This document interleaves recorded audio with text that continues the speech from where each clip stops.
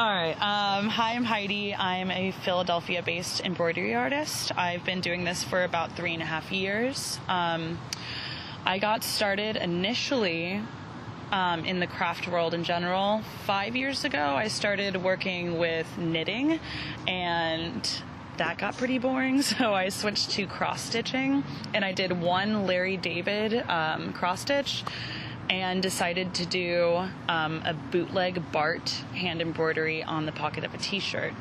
From there, I just kind of spent my time working with jackets and other t-shirts like lapels and things like that, putting words like fuck off or sit down on the collar of jackets or shirts too. And then I did one jacket that had "Not Your Baby" on the back of it, really large, and that was the first jacket that I did that got me any form of recognition whatsoever. I feel like a lot of women related to the idea of not being someone's baby or not being catcalled, which was honestly the idea behind that jacket, and I started getting orders, and the orders started pretty small. It was maybe like one jacket every month or so, and I'd just be doing pieces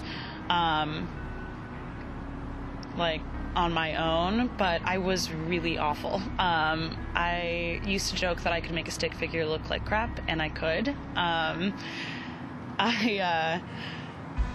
guess through working through a separate medium, because how I do embroidery is I freehand draw the image onto the piece with either a water-soluble marker or a slightly wax-based chalk, and I then embroider over that image. And the reason I do that is because I feel like as I embroider, it's kind of like freehand drawing it as well. Like I modify the image, and it completely changes from the original drawing.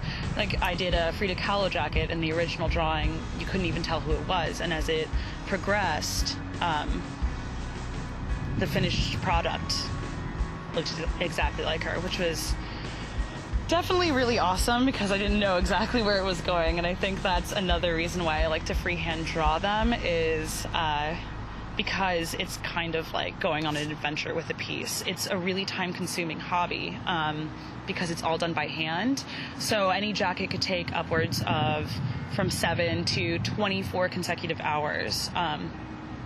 And so I, like I said, did the Not Your Baby jacket. I was working on a few small pieces here and there, but I wasn't really that motivated. And my friend Jackie started doing these art shows at Boot and Saddle, which is a bar in Philadelphia. And so it was kind of like a multimedia art show with bands playing as well. And I did about like 5 or 6 of those with her, and through that the recognition continued and the motivation continued. So I'm like super grateful for her like asking me to do that, because it gave me something to work towards, and then it gave me orders as well. And after that, let's see, May of this year, I decided to quit drinking and basically take out any part of my life that wasn't like serving me, and I immediately threw everything I had into embroidery to kind of get my mind off of what I was taking out. I instead like put something in place of that was positive, and that definitely helped a lot. But without even realizing it, I was pushing out a jacket a week, and then 2 jackets a week. I was doing orders that I had like backed up of like 3 months. And so I ended up quitting my job and doing embroidery full time. And I did that for about 4 to 5 months, and then decided I wanted to change my business model, which is what I'm doing now. I have a website going, but I decided that I wanted to kind of stock up on inventory and slow down on custom orders so that I could have pieces that I truly loved in collection form to release as I went. Like mostly all of my personal pieces are direct derivatives of traditional tattoo flash. I really love the imagery in traditional tattoos. I've been around and had friends in the tattoo scene since I was like 14. So it was always kind of a larger part of my life. And the greatest part about traditional tattoos is that they're very basic and they're very bold. So you don't need a lot of detail going into a piece to make it look really badass. But at the same time, you can build from there. So it has, it's basically a great starting ground. And I see like my own personal work and my drawing becoming better and better as I continue to work with that kind of inspiration. I have done a few collaborations with tattoo artists, namely my friend Kramer, who used to live in Philadelphia. Recently, him and his wife moved to Portland.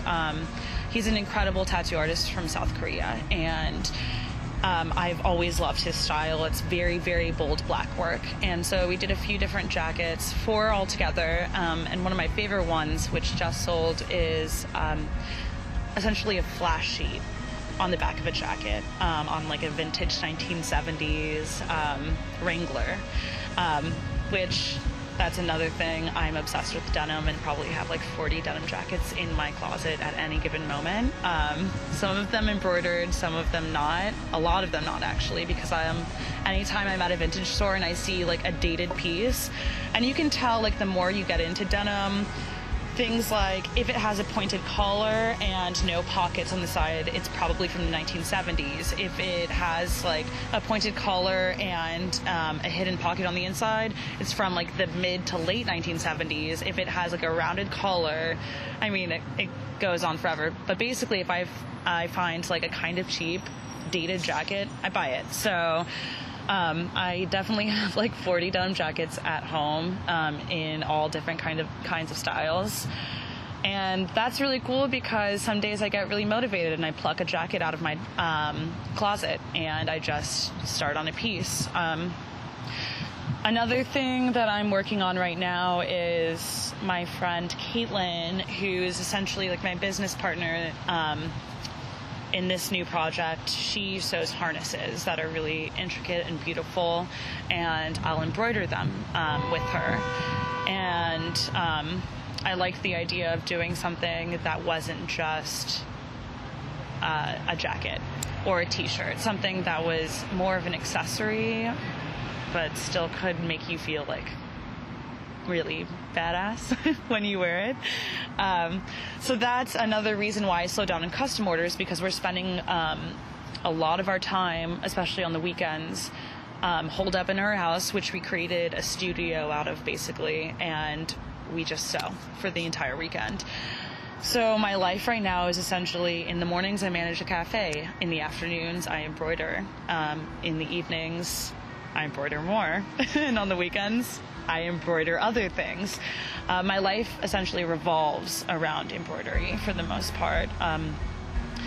And I want my web store to reflect that more, so I slowed down in custom orders. I still have a few to do for the holiday season, but I want to reopen or relaunch my website in the beginning of 2018 with a collection of pieces that are harnesses, a collection of pieces that are jackets, a collection of pieces that are t-shirts or pants, that all have a similar theme with each other, because I feel like working under a theme really kind of helps to push the limits of where you think you can go with a piece.